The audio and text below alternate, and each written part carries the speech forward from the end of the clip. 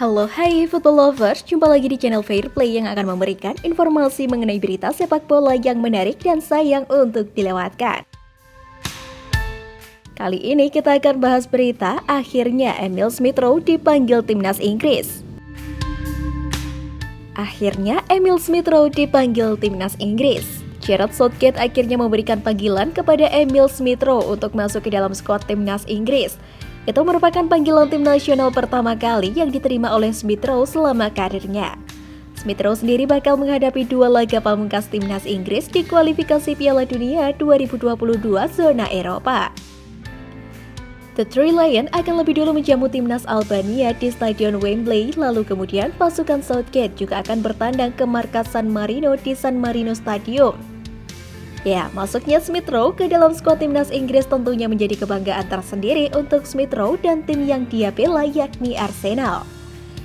Itu berarti sudah ada dua produk akademi The Gunners yang berhasil menembus skuad timnas Inggris di musim ini. Sebelum Smith Rowe, Bukayo Saka yang merupakan produk akademi asli Arsenal telah terlebih dahulu masuk ke dalam skuad The Three Lions.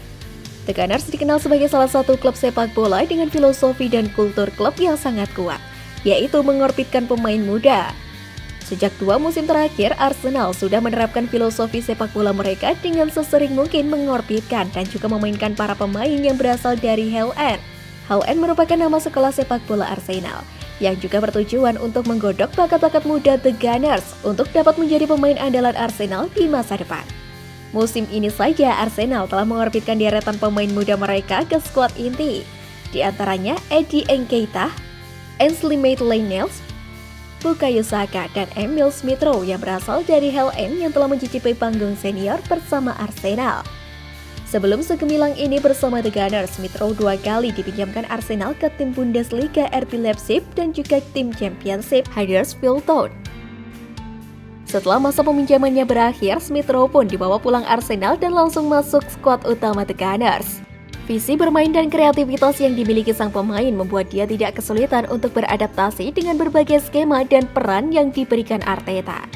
Di pertandingan melawan Watford pada minggu kemarin, Smith Rowe yang bermain di sisi kiri mampu tampil gemilang dengan menyumbangkan 1 gol penentu untuk kemenangan The Gunners. Dia juga menjadi sutradara bagi Arsenal di pertandingan tersebut, dengan catatan 3 change create dan 13 umpan sukses ke sepertiga akhir. Berkat penampilan cemerlangnya tersebut, dia didapuk menjadi man of the match dan mengantarkan The Gunners meraih 3 poin di Emirates Stadium.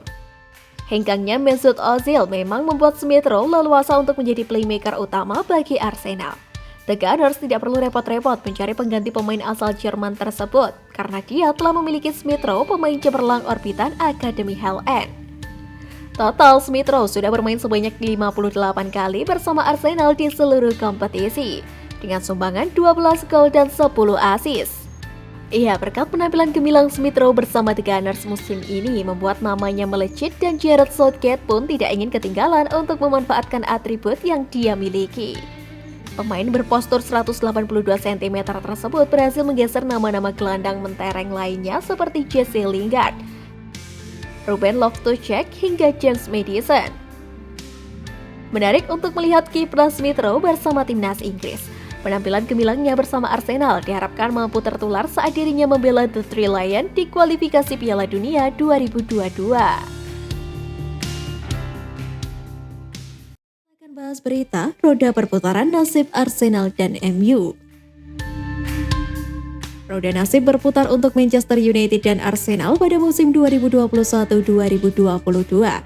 Ada yang berada di atas pada awal musim, tapi kini justru berada di posisi sulit. Begitu juga sebaliknya, United memulai musim 2021-2022 dengan hasil yang sangat impresif. Pasukan Ole Gunnar Solskjaer menang dengan skor 5-1 atas Leeds United pada pekan pertama Premier League di Old Trafford. Sementara Arsenal memulai Premier League dengan kekalahan 2-0 dari Brentford. Arsenal kalah dari klub yang baru saja promosi dari Championship. Hasil buruk bagi Arsenal yang belanja cukup banyak pemain baru. United dan Arsenal membuka musim dengan hal yang kontras.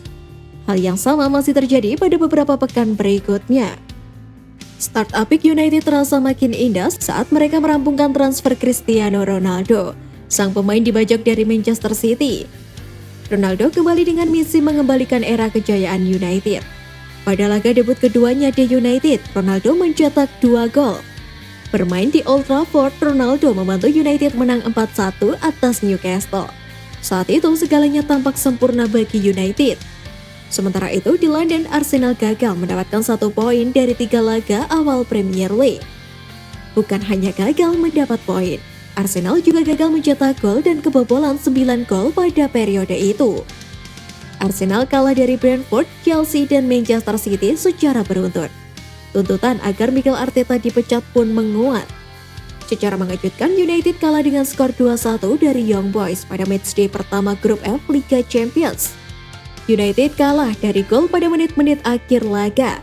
Hasil assist Jesse Lingard, kekalahan pertama Manchester United musim ini. Setelah kalah dari klub Swiss itu, United kemudian akrab dengan kekalahan. Sempat bangkit untuk sejenak, Setan Merah kesulitan mendapatkan ritme permainan terbaiknya.